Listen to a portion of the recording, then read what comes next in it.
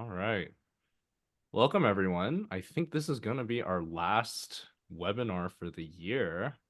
So we're going to finish up with a little bit about supplemental essays. Hopefully, a lot of students have already started a couple of these and are on their way chugging along with the different essays that they have to write. And hopefully they've at least got a draft of the stuff that they're going to turn in for early decision, early action in like 1 week. But if not, we will do our best to try to get you in the right direction, get you moving for all of these different essays. And we've got a lot of schools. I think we've got like University of Michigan, we have USC, we have a lot of examples that we'll cover today. So you'll be able to get a chance to see not just how to approach it, but also what actually works in a supplemental essay later on. Today, I'm joined with Grace and Ashley, who will be presenting today. Grace, can you introduce yourself, and then Ashley? Yeah, absolutely. So my name is Grace, as Anthony said, and I'm a member of the Illumin Essay Specialist team.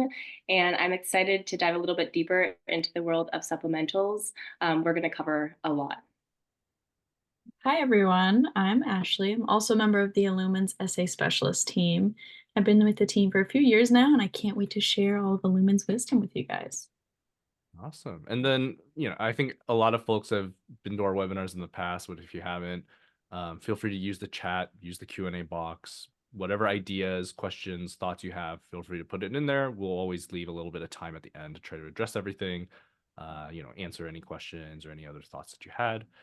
There's a lot of slides today and a lot of text. So also, if you want us to go back to a slide later on, just put a note so that we know we can go back.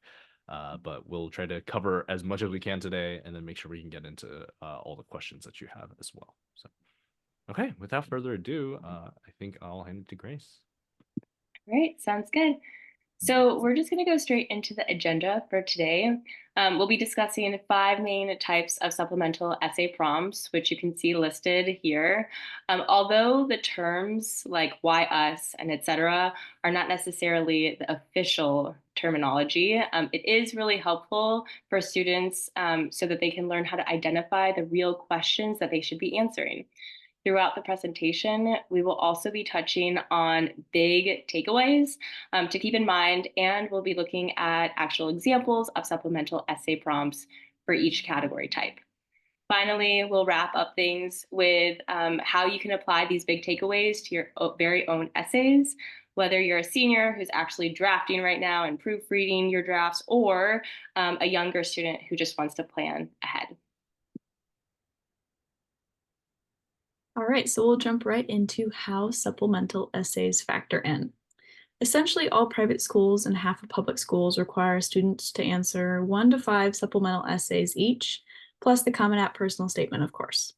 Though each prompt is technically school-specific, they tend to follow similar themes, meaning you can use similar topics across various schools, and it's okay to reuse.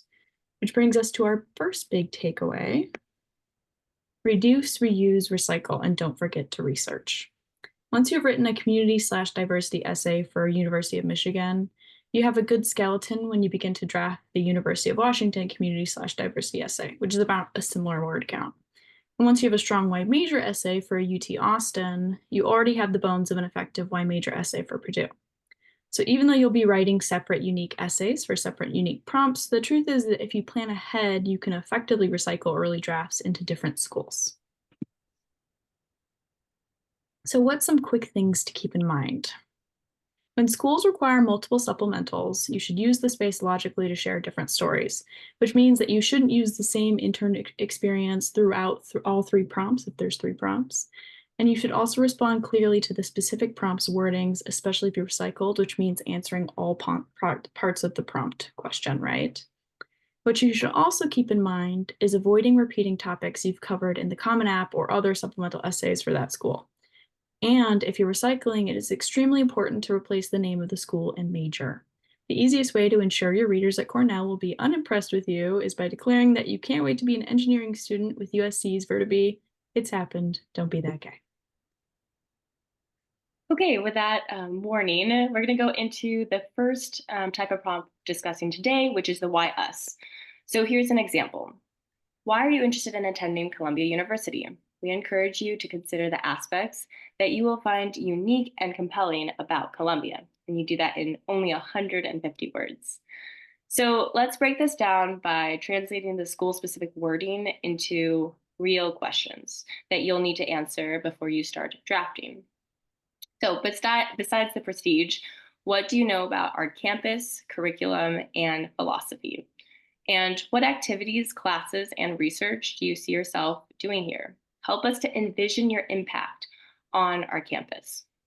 So at Illumin, we recommend that students approaching one or more Why Us essays take some time to brainstorm initial answers to that question. So one way to do this is just by jotting down 2 lists. The first one is any relevant experience you've had or personal reasons that you can think of, and then what you know about the school and try to answer those questions. So the truth is that you probably won't be able to answer fully these bullet pointed questions right away, right? But you want to do some research in the early stages of writing in order to make sure that your draft is actually answering the prompt. So that takes us to our second takeaway, big takeaway, which is to make lists and add links. When you're ready to get started, do this. And if the prompt is asking what interests you about what we have to offer, then draft lists of your research into each school's program and courses. The second type of prompt for today is the why major essay. Let's read 2 example prompts. Why are you interested in the major you indicated as your first choice major? This is for UT Austin and is about 300 words. And explain in detail an experience you've had in the past 3 to 4 years related to your first choice major. This is for UIUC. It's about 150 words.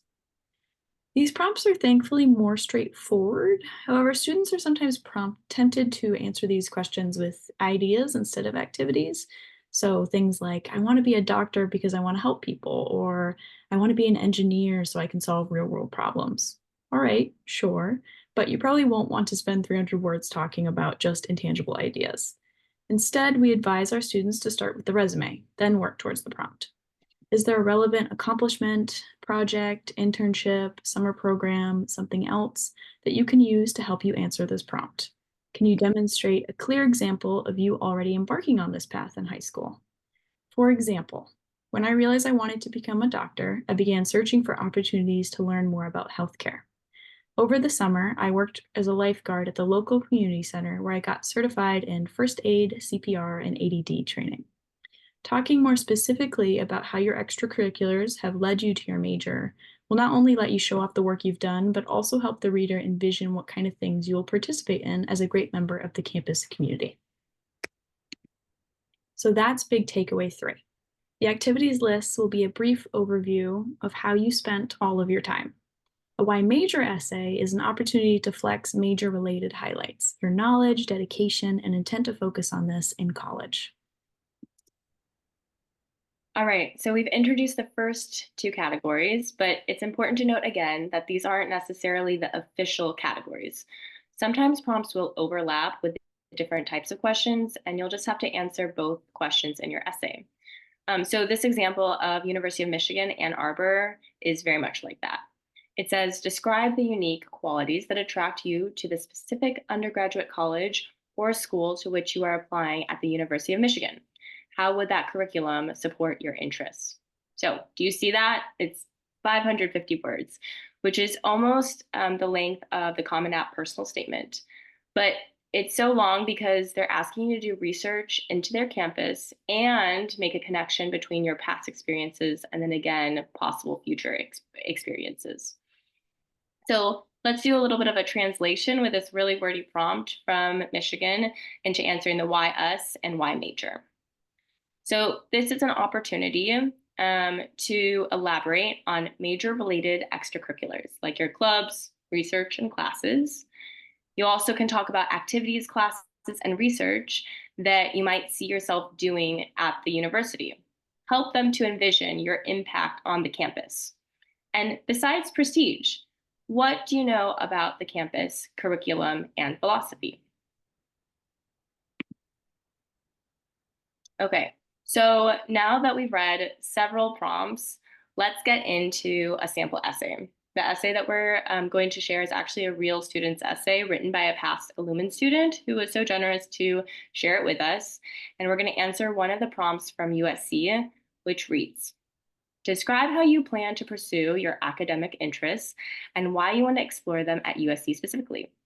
Please feel free to address your first and second choice major selections. All right, Sonata number 14 in C sharp minor.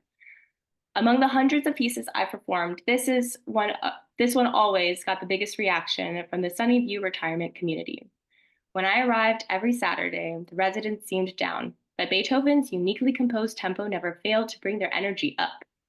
Studying psychology for Science Olympiad taught me their reactions could be flawlessly explained with physical mechanisms down to the neurons. But I wondered, do complex neurological reactions caused by stimuli like music evolve with age?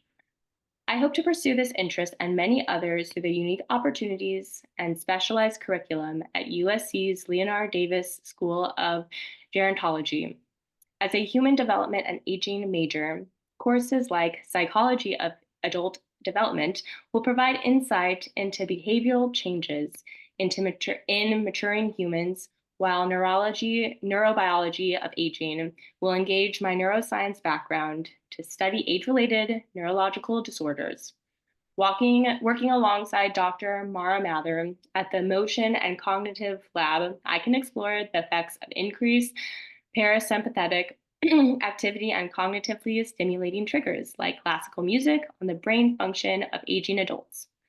Supplementing these studies with a food and society minor, also unique to USC, will integrate concepts from anthropology, sociology, and nutrition into my understanding of lifespan health.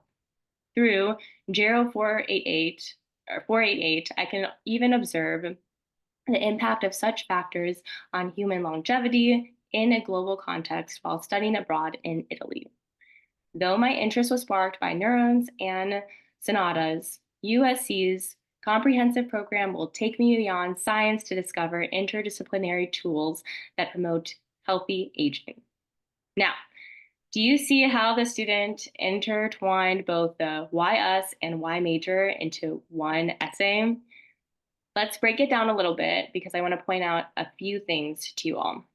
So first, this student is applying to major in gerontology, the study of aging. Right away, their hook is relevant, major related, and it's a story that gives us some insight into not only why the student wants to major in gerontology, but also that they actually have experience with a local retirement community for senior citizens. So it's very interconnected. And then next, notice how the rich research into USC, the student incorporates. So they talk about names of specific classes from the course catalog, and they even found the name and the specialty of a professor in that exact department, describing the research lab where they could imagine themselves working on a complex interdisciplinary project. You can tell that the student is, in fact, using big takeaway number 2 to start their essay writing process by making the list of why us data points. They have thoughtfully researched the school's official website, and they show us that they can actually see themselves studying to be a student at USC, and that creates so much more depth to their essay.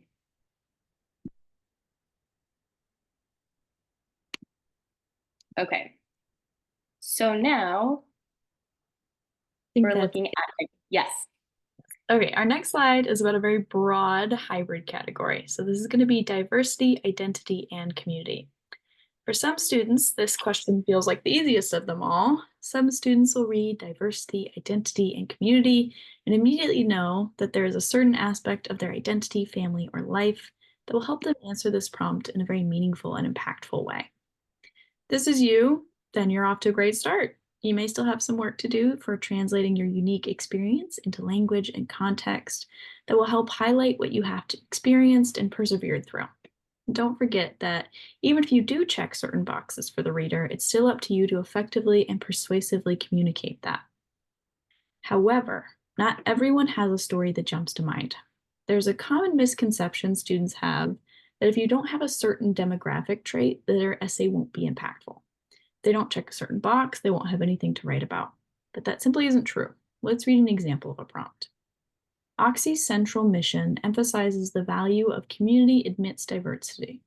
What do you value in a community, and how do you see your perspectives and life experiences enhancing it? That's 250 words. This prompt is not a yes or no question. Do you check the boxes? I translate this question for my own students as such. Are you observant about and compassionate to those around you? Are you a critical thinker?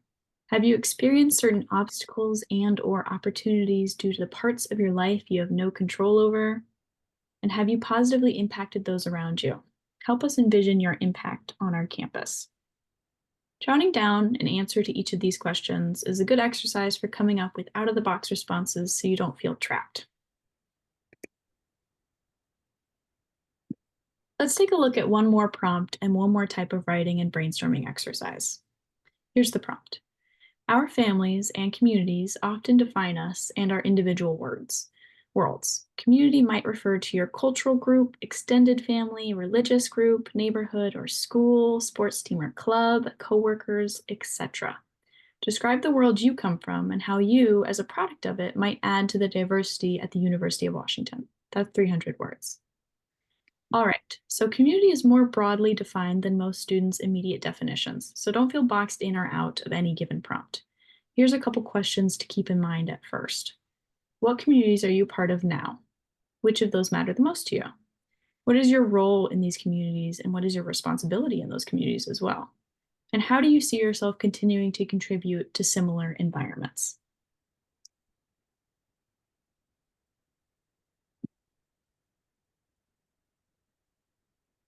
So let's keep the question of what makes up a community in our mind as we read this sample essay. Again, this is a real essay from a past Illumin student that's allowed us to share it with you all today. And we're going to look at that same UW prompt I read earlier, which again is about family and community, which defines our individual worlds, and then all the listing, and then describe the world you come from and how you, as a product of it, might add to the diversity.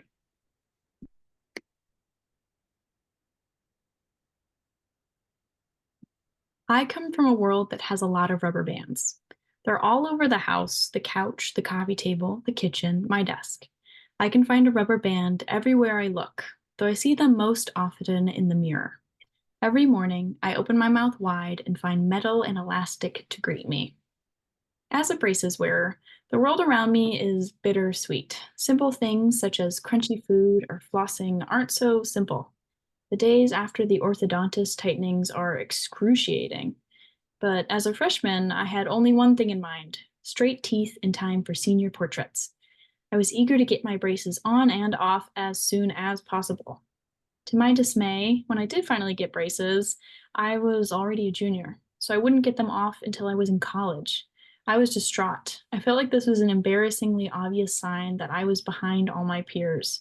Looking in the mirror, I grew to despise my spine. Oh.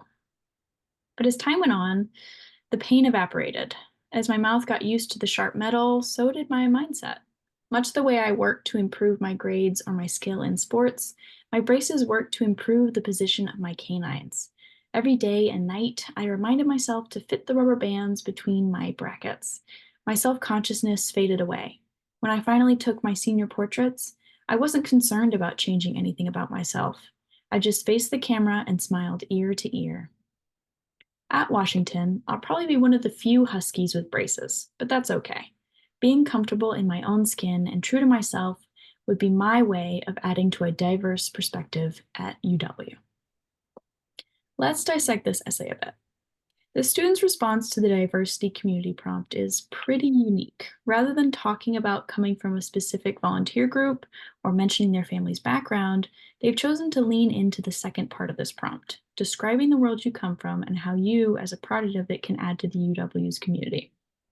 Effectively, this student's experience having braces allowed them to gain a new perspective on how they view themselves and how they view a long and sometimes awkward journey towards their personal goals.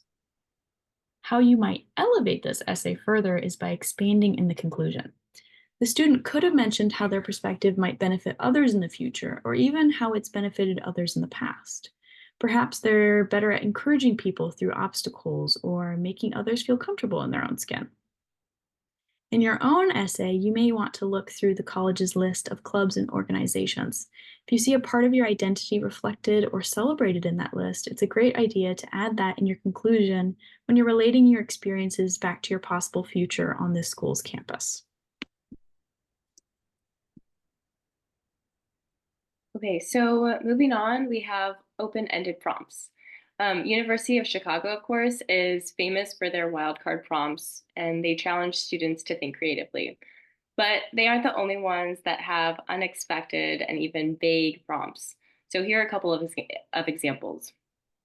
Tell us about the person who has most impacted your life and why, from Texas A&M, 250 words. If you would like to share more about yourself that is not captured elsewhere in your application, please tell us more here. Amherst College, 175 words. And we know you lead a busy life full of activities, many of which are required of you. Tell us about something you do simply for the pleasure of it. MIT. So, what do we do with these prompts? Do we jump right in? Well, sometimes we do, if the answer comes immediately to mind with a good idea or good memory. But we really want to take a step back too and consider your application as a whole. Usually, schools that ask stuff like this are also asking other more pointed supplemental questions. So I ask my students, what is missing from your application? Or are there any core types of supplemental essay prompts like the why us, why major, diversity, identity, community missing? And are there any opportunities or obstacles you've experienced that are missing? Those are the gaps that these schools might want you to fill. So here is our big takeaway, number 4. Prompts are opportunities, not obstacles. Make sure your application includes everything you need to. And this might be the biggest one of them all, so I would encourage you to remember because you're filling in, like I said, the gaps of what might be missing in the rest of your application. So finally, we have the short answers or quick takes. The next slide will show you a lot of examples, so we thought we should start with the advice. Supplemental essays are typically 100, 200, 300, or 500 words. Typically, schools require either several shorter essays or fewer longer ones. However, some are much smaller, 50 words or even 100 characters. So how can we keep this in mind when we're answering these? No one can be a student 24/7, so who are you as a person? What is missing from your application already? With prompts this small, it's especially important to take risks. Lean into your quirks and hobbies and the memories and instincts that are yours alone. We aren't going to read these all out loud, but we will stay on this slide for the next 15, 30 seconds. And I want you to observe the range of questions. Many of these aren't academic at all. They aren't all YS or Y major or community prompts. In fact, they're mostly icebreaker style questions. And remember, the readers want to know not only who you are as a student, but also who you are as a person. So let's read a few of these. Stanford has a lot. Some of those are how do you spend your last 2 summers and list 5 things that are important to you. Princeton has a couple, one of which is what brings you joy. Chapman University has name 1 dish you would cook for our admission team. And University of Southern California has if you could teach a class on any topic, what would it be? So you don't have to spend an insane amount of time on perfecting these short answers. They're not going to be likely to be the final make or break of your application, and it's okay to be humorous and personal. And remember to lean into your hobbies and habits. However, at the same time, we do advise students to make use of all the space you're given. So if they give you 50 words, don't forget to use all 50 words. Okay, here is our last big takeaway for tonight. Students, write things that matter to you. Okay, focusing on this will help you to write essays that are more personal, detailed, intentional, and memorable. It may be a very difficult next few months for your high school career answering these essays, but we hope that with guidance and enough time, our students will enjoy writing these essays too.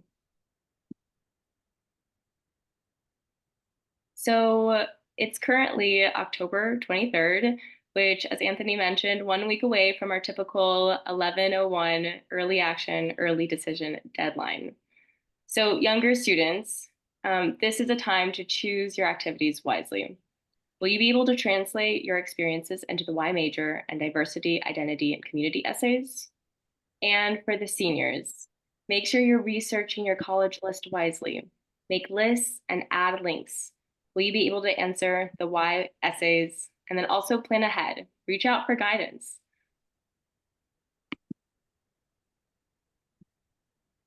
Now that we have run through an introduction to the supplemental essay prompts and strategies, your next step is to apply these big takeaways to your own essays so you can feel really confident and prepared to submit your own applications. At Lumen, our hourly essay consulting program matches students up with a member from our wonderful essay team, including Grace and myself, to go through any essays from any school at any stage in the process. Whether you're working on UCs, the Common App, supplemental essays, or all three, we can walk you through everything from brainstorming to proofreading. Right now, I'm currently working with a student on their GTech and UMich early action applications, so we're ready for the deadlines in a week, and we're utilizing many of the strategies that Grace and I are sharing with you today to provide essays with plenty of on-campus research examples and personal examples. At Illumin, we have both 5-hour and 10-hour packages depending on your needs, and we pride ourselves on our flexible online scheduling. Now is a great time to sign up and get some structured support as we face that November 1st early action, early decision deadline and the December 2nd UC deadlines. All right, so, oh, go ahead. We'll just go through some final questions, but definitely you can also, to get signed up, we do have this code webinar just for 10% off. Just to get mostly for the students that want to get some final thoughts on their early decision, early action, one last check on those essays before sending them off. I'll also launch a poll, but you can also go to that QR code if you're interested in a free consultation or getting some kind of initial help and thoughts. You can definitely contact us. If you let us know yes, we'll definitely contact you as well. So, Grace, do you have something? No, I was just going to add to kind of like what Ashley was saying, something that's really nice at the end of our, like near our deadlines, is the flexibility, wanting to emphasize the flexibility that a lot of specialists have. And I know, like, I'm working with some of my students who are working towards that November 1st deadline, and we're doing things almost every day, if not a couple times a day. So we really are walking alongside of you during this process. Absolutely. Cool. I will go through some questions. Definitely, again, any thoughts, Q&A, chat. We've ended early today, which means we can go through as many questions as the audience wants, basically. The first question was, is it okay to name a research scientist who you'd like to collaborate with at your dream or reach school who works in the field that like you're going to major in, but you may not have communicated with them officially? I would say absolutely. I think a lot of the times when we're telling you to use like research to bring in professors or specific people on that campus, you haven't been in contact with them. And it's okay to kind of be preaching a little bit of wishful thinking here of like, hey, like I really would like to take this specific course with this specific professor. And even if you go to that school and that might not be the case, it still shows that you've put a lot of thought into like, oh, this is a school that would be a good fit for me. And I've thought about it quite a bit. I think it's definitely fair. I think, let me go back to that. There was one essay that had this, right? One of these example essays. Yeah, being able to mention the professor specifically. I think it also potentially this professor heads this lab, so it's completely relevant to what the student has to comment here. Yeah, I think it definitely makes sense. Yeah. I would say, yeah, don't name drop random professors. Of course, it needs to be relevant to your field of study and what you're interested in, and yeah, but by no means I would say is it a requirement also to like put a professor or someone from the school. So yeah, don't feel that. Sorry. Oh, go for Definitely it. had students who will do like a triple whammy and be like, this specific course with this specific professor where we do this specific thing. And those look great, but also like if you don't have enough word count, it's okay to not put the professor so you can add a different example somewhere else. Yeah, definitely don't Yeah. force an example in every school. So question about summer applications. We can definitely, yeah, our essay specialist can definitely help with summer applications if that's also, I know that's around the corner. A lot of them are due in December. So, you know, the timeline is getting close. We can definitely help with like summer programs as well. So, yeah. Any other questions, thoughts? Again, we're a small group today. Definitely, again, don't be shy. We have questions. I think if everyone lets us also, I think Ashley and Grace will also appreciate being able to get off a little bit early. We'll probably be able to get earlier dinner, but I guess let me go back to the second essay because I realized this was the first time I've seen this essay. And I think this essay is super fun. I think this essay was like the hook really effective. Um, the hook I think is super effective, but also like by the time you're in the second paragraph, you get what this essay is going to talk about. You know, the rubber bands sound, you know, really wacky, but then you clearly know like, oh, this is going to be talking about braces, identity, you know, one's self image, and you know, um, I thought, yeah, this you know story. I think you're able to really hear this student's voice in this essay as well. Of like, you know, I think there's a um, I don't know, like a reflectiveness, a gentleness that I think this is like very deliberate, very thought through from the student's perspective. Yeah, I thought this essay was fun. Yeah, I think what helps that voice too is that there's a little bit of vulnerability in it as well of like, oh, like I started to not like my smile because of this. And, I had to deal with these kind of obstacles. And, it makes you not only bring in that personal element into your essay, where it doesn't always have to be fully academic. It's nice to bring in those personal touches. Yeah. And I think this is I know you mentioned like, hey, this student definitely like potentially it's also word count, potentially it's just how the draft ended up. It's like this student probably could have connected to other things, but I thought it's like this story was effective enough without the connections. It's like definitely if you had an extra 100 words or something like that, you could add that. But I think it stands alone and doesn't super require it because I think it's a personal story. It's an introspective story rather than it's, you know, if in a diversity identity community type prompt, it's like, oh, I affected these things. It's a little bit different from that typical style that you would expect here. So yeah. A couple more questions. Okay. Why this I guess the question around this is the if you have a why major essay, should it be a show essay or tell essay? Good Mm. conceptual question. Let's go back to the prompts so that why major? I guess I mean we'll just use these two as examples of, you know, the UT and the UIUC.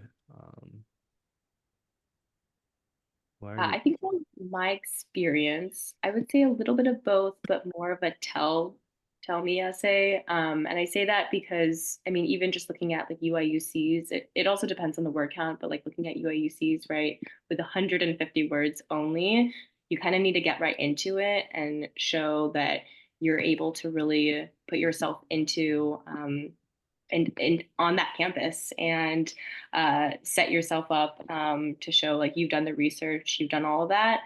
So sometimes it is the listing of like, and I want to do this, and this is something that I imagine myself doing. But I think using, Anthony kind of touched on this, right? Having the author, the student's voice come out, that's also really key. So you can kind of like do the show me part by having a creative way of describing sometimes using like a quirky way or an interesting way, intricate way of telling us the things that you're going to do while you're on that campus, if that makes sense. So a little bit of both. I would say more so though. Tell me. I don't know if you all have different opinions on that. I think that the example you actually read, Grace, is a great example of like how you can have that tell, but also bring in the voice. Like that hook is just so good that you get a kind of idea of like the personality of this person before you get into the nitty gritty of like, oh, the research examples they had or the internship they had. But I also agree. I think typically the Y major plus also the YS tend to be more of those tell, and the showing comes through more of like your voice and the kind of personality you build into it. It is a little, it's an interesting question because it's like this part of the essay almost de facto must be tell of Mm. like, hey, here's how I envision myself on campus, here's what I'm involved in. And then there are some aspects where it's like if you have the relevant connections, you can use an example, a show. It's almost like if you had this question for UCPIQs, I would argue those essays you probably want more show. You want to have the concrete example and just move on. Where for some of these, for like this particular essay, it makes sense for you to have this blend. But as an example, again, if you're looking at that rubber bands essay, that definitely is more tell. It's more of a story rather than I have concrete examples. Well, I guess it's her experience, but I feel like the story reads more of a I'm telling you this story rather than like here are the concrete ways that I've impacted my campus and diversity and things like that. It's an interesting question. I don't think, I think if you're a student getting ready for this, I don't think you should think about a like, is this going to be a show essay or is this going to be a tell essay? I think it's like if you have an example, if you have an idea, go with it. Um, don't worry about like how it sounds. Like this is maybe something we can nitpick when you get to like a draft that's like 80% the way through, and then we're really thinking about voice and all of these other smaller details rather than the content or the story and things like that.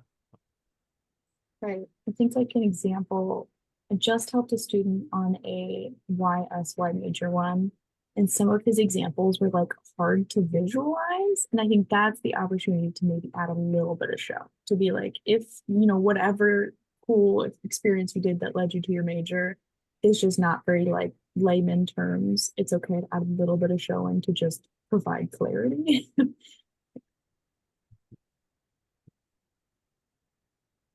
Spicy question. This question says, is there a community that could be too controversial to write about as part of, oh, perfect, it's right here. Too controversial.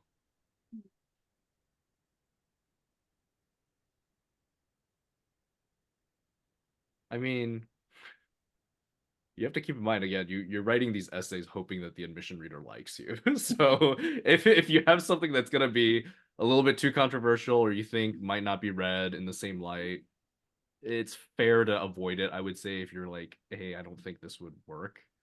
Um, but I don't know. Any thoughts, Ashley, Grace?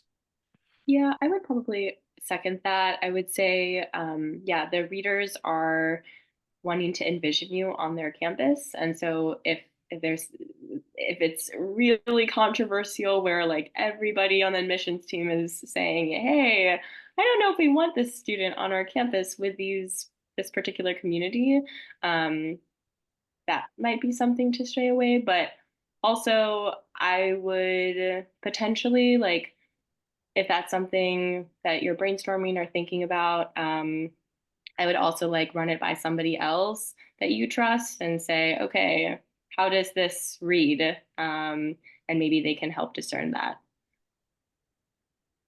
Yeah, I think this is a question where it's like you want to hopefully answer this quickly in the brainstorming process. And if you have four different ideas and you have three other ones that are, probably a little bit better or you feel more comfortable sharing, you know, I think that would make sense. And then it's fine for you to like make two quick drafts and just see which one reads better to your friends or other people as well and just give input. So I thought there was a question, but it looks like it disappeared. So I think it's in the general chat instead of the Q&A section.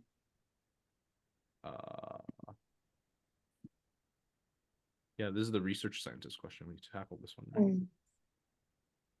I don't know. Okay, I guess last call.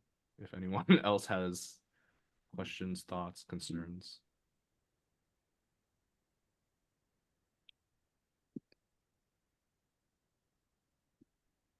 Okay, sounds good. I mean, we really appreciate everyone joining. We'll have a recording of this up, so you'll be able to take a look at the slides on your own time as well. If you want to go through and just get an idea of, you know, next steps and how to iterate your essays. Otherwise, so, I feel strange saying this, but I think we'll see you next year. This has been a really great, you know, another set of webinars. We're really happy to be able to put out this info for a lot of folks just to kind of get some thoughts and get the juices flowing for, you know, getting these essays started. And definitely, Ashley, Grace, appreciate your time. Thanks for coming on and letting us know all this stuff. All right, perfect. Everyone else, take care. Have a good rest of your day. Good Bye. luck on your deadlines, guys.